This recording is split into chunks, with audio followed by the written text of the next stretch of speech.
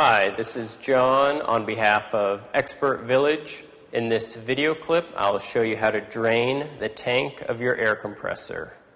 All compressed air systems generate condensation inside of the tanks. Now, if you don't drain the tanks on a regular basis, rust will form inside the tank, which could weaken the walls of the tank and could be hazardous. The first thing you need to do is make sure the on-off switch is in the off position. Next, you need to move the compressor so that it is inclined.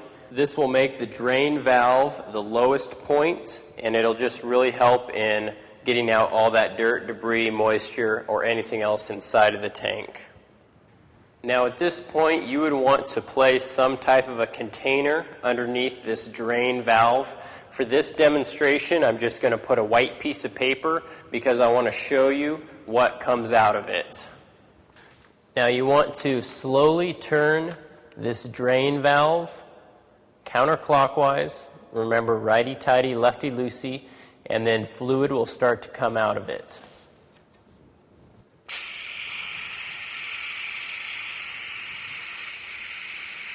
And then when the pressure goes down, you're going to want to do it a little bit more.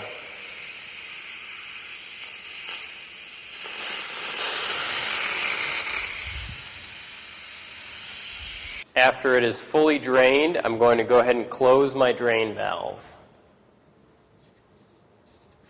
Just to show you what came out of the air compressor, we have a lot of dirt and kind of mucky water.